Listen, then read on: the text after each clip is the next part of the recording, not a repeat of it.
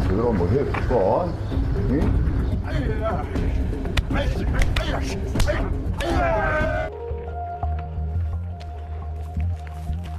시발놈아?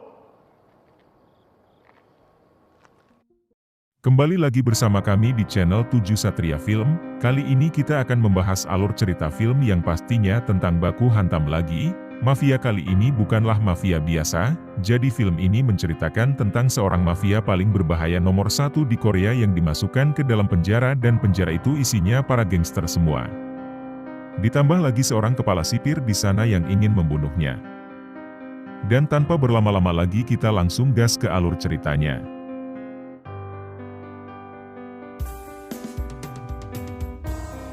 Film ini diawali dengan diperlihatkannya dua kelompok gangster narapidana yang sedang tawuran, yang membuat para sipir pun harus turun tangan untuk memisahkan baku hantam itu dengan water cannon, dan inilah film Asurado.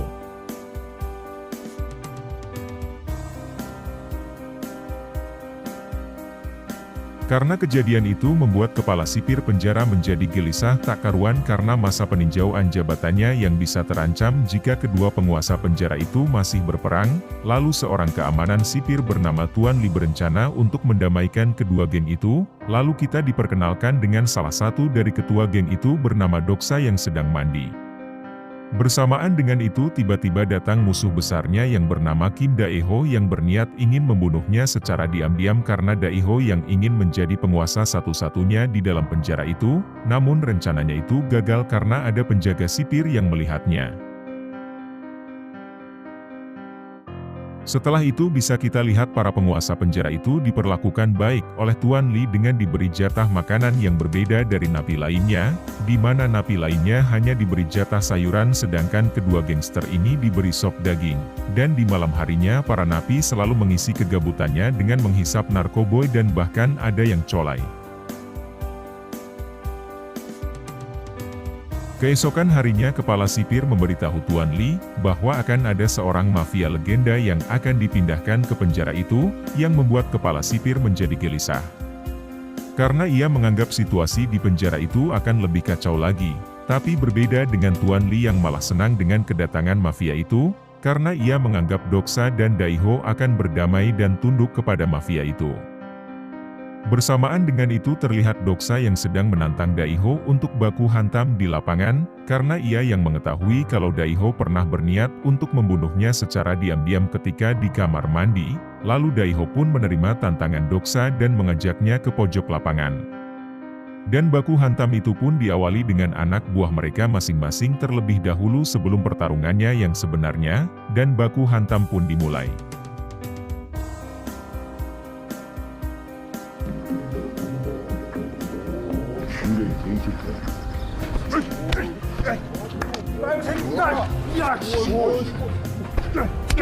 Terlihat mereka saling memukul satu sama lain.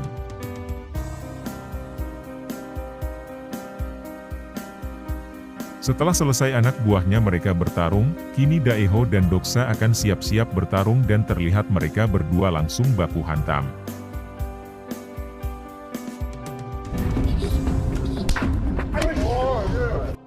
Tapi para sipir malah langsung menghentikan baku hantam mereka berdua, karena tiba-tiba para anak buahnya yang malah ikut berperang.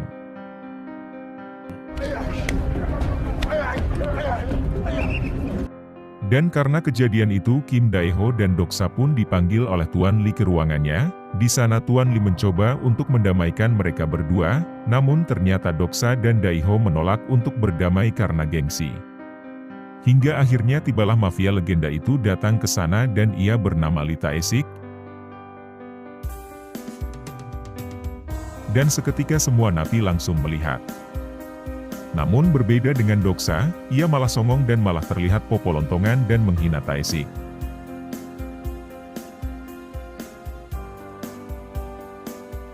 Melihat hal itu tanpa basa-basi Tae-sik pun langsung mengeluarkan jurus andalannya. Setelah itu terlihat kepala sipir dan Tuan Lee mengunjungi ruangan khusus Tae-sik. Di sana kepala sipir meminta tolong kepada Taesik agar bisa menunaikan kelompok Doksa dan Daiho dengan imbalan ia akan memperlakukan Taesik sebagai tahanan istimewa selama di penjara.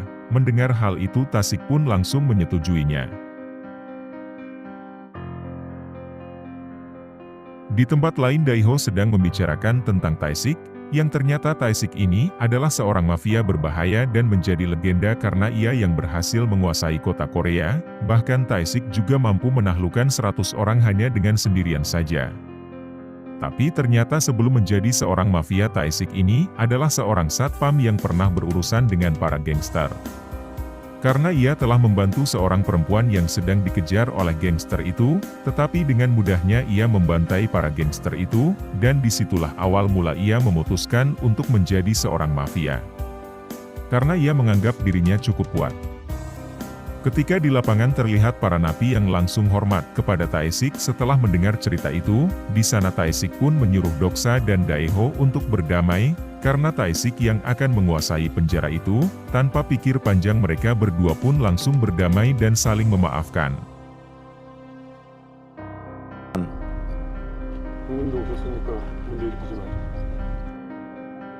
Semenjak kedua gangster itu berdamai kini keadaan penjara itu menjadi tentram dan tidak ada baku hantam lagi.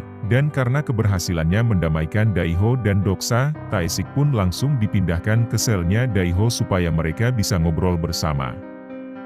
Beberapa bulan kemudian pun berlalu dengan keadaan penjara yang masih tentram dan sejahtera, karena itulah akhirnya kepala sipir pun naik jabatan dan ia akan dipindahkan sesuai jabatannya. Sebelum berpindah bagian kepala sipir mengadakan acara perpisahan dengan menyewa artis koplo sekaligus untuk menghibur para napi.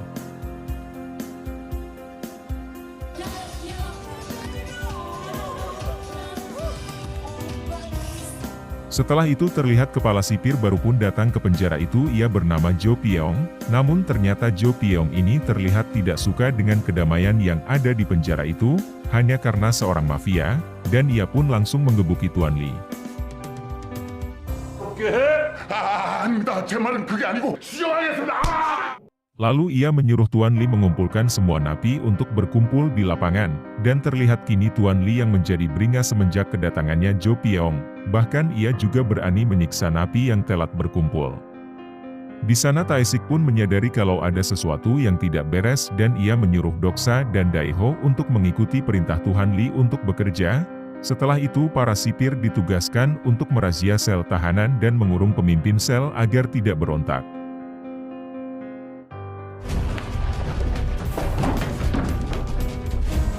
Setelah melakukan pemeriksaan para sipir menemukan pisau, rokok bahkan obat-obatan terlarang di sana.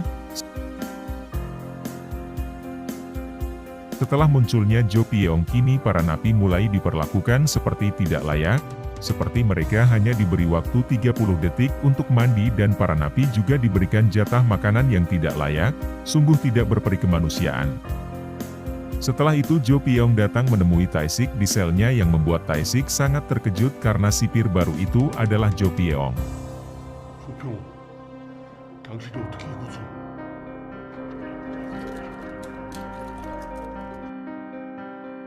Lalu kita dibawa ke cerita masa lalu dan kita diperlihatkan dengan 4 orang pria yang sedang minum arak dan amer di klub malam, dan karena mabuk berat salah satu pria itu malah menghajar seorang LC bernama Horan, karena tidak mau meminum minuman yang diberi obat olehnya, dan ia juga membuat kekacauan di sana sehingga para keamanan pun datang ke sana bahkan Taesik sebagai penjaga klub malam itu pun datang. Ia mencoba untuk menenangkan pria itu tetapi pria itu malah menodongkan pecahan botol dan berniat untuk menusuk Taesik, tapi tak disangka pria itu malah terpeleset jatuh dan mengenai pecahan botol. Seketika pria itu pun meninggoy.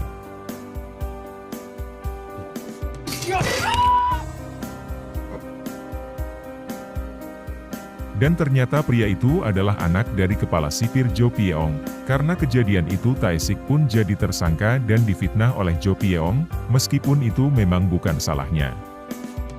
Di sini Taesik mencoba menceritakan kembali kejadian sebenarnya yang membuat anaknya Jo Pyeong tewas, tetapi setelah diceritakan panjang lebar Jo Pyeong tidak mempercayainya dan bahkan ia menyuruh para sipir untuk menggantung dan menyiksanya. 시작해.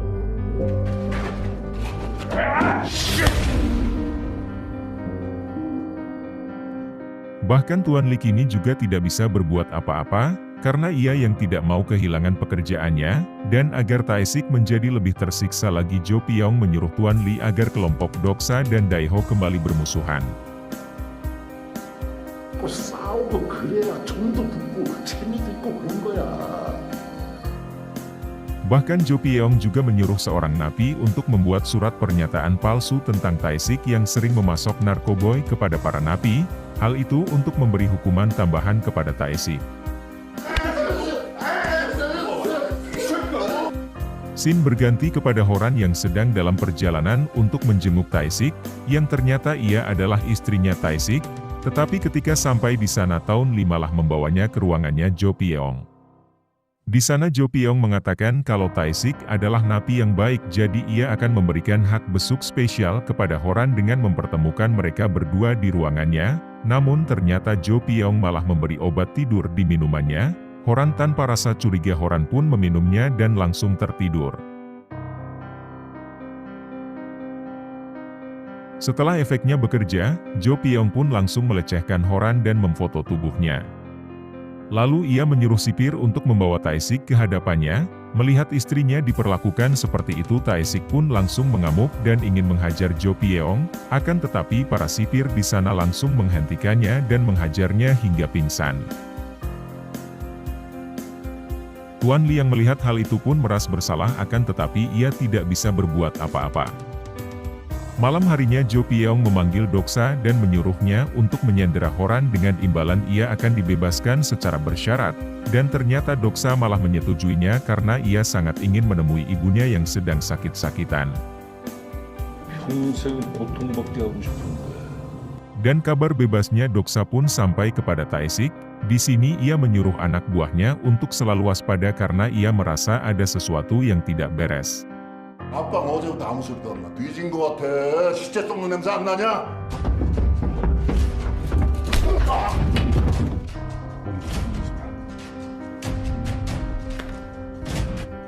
정들마. 그러니까 이게. Dan ia juga akan berniat untuk kabur dari penjara esok hari, karena ia ingin melihat keadaan istrinya sebelum membunuh Jo Pyong, lalu ia meminta bantuan kepada anak buahnya untuk membuat kerusuhan esok hari agar ia mudah kabur dari sana.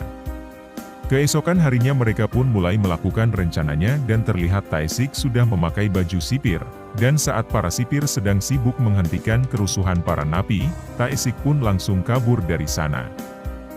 Di sini Tuan Li menyadari kalau Taesik akan kabur, namun ia malah membiarkannya dan ia terlihat senyum setelah Taesik berhasil kabur dari sana. Setelah itu Tuan Li langsung melaporkannya kepada Jo Pyong kalau Taesik telah kabur dari penjara, namun Jo Pyong malah terlihat santai karena ternyata Taesik sudah masuk ke dalam rencananya yang dimana kita tahu Doksa dibebaskan agar ia bisa membunuh Taesik di luar.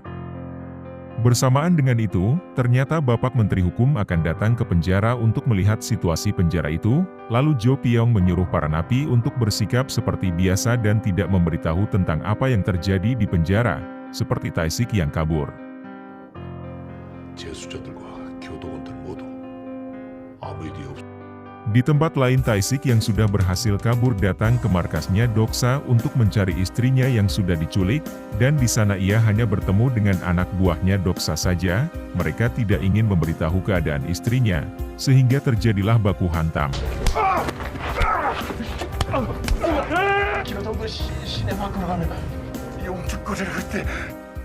Tetapi dengan mudahnya Taesik berhasil membantai mereka. Setelah itu ia pun langsung datang ke tempat penyakapan istrinya itu, namun ternyata ia sudah ditunggu oleh Doksa dan petarung terbaiknya. Tanpa banyak bacot mereka berdua pun langsung baku hantam.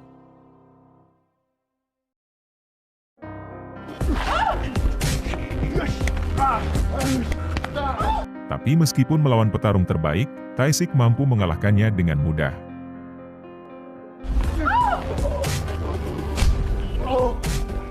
Melihat petarungnya handalnya bisa kalah-kalah, Doksa pun langsung menunduk dan meminta maaf kepada Taesik, tapi tak disangka secara diam-diam ia mengeluarkan pisau dan langsung menusuk Taesik.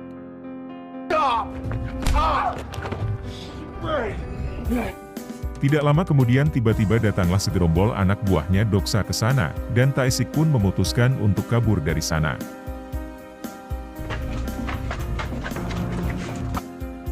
Di persembunyian ia menyuruh Horan untuk pergi ke tempat penjaranya, dan memberitahu sipir kalau dirinya telah kabur sekaligus meminta pertolongan supaya ia bisa hidup. Sedangkan ia akan mengalihkan Doksa dan anak buahnya, lalu dia pun langsung mencari Doksa dan anak buahnya. Ketika mereka bertemu terjadilah baku hantam lagi.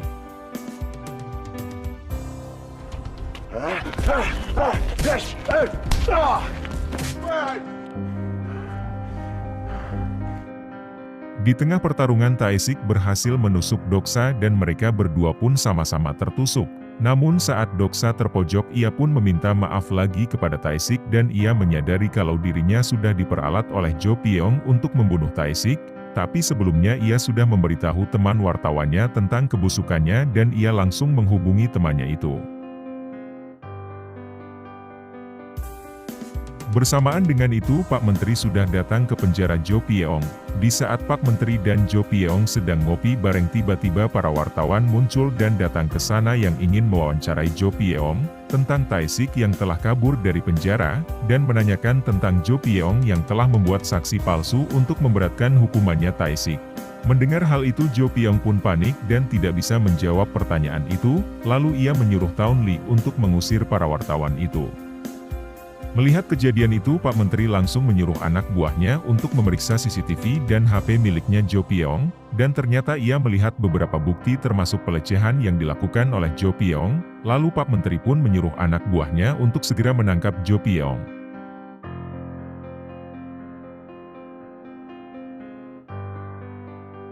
Kemudian terlihat Taesik dan Doksa terpincang-pincang datang kembali ke penjara itu untuk diamankan dan dirawat.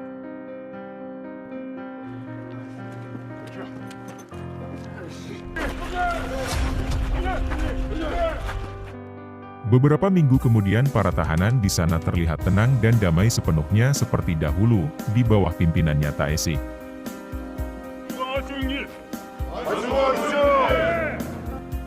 Di sana juga terlihat kalau Tuan Lee menerima telepon kalau dia kini akan diangkat jabatannya menjadi kepala sipir. Film ini ditutup dengan Tuan Lee yang menyapa Taesik dari kejauhan dan film pun selesai. Terima kasih sudah meluangkan waktunya untuk menonton video ini. Sampai jumpa di video berikutnya dan salam hangat untuk keluarga di rumah.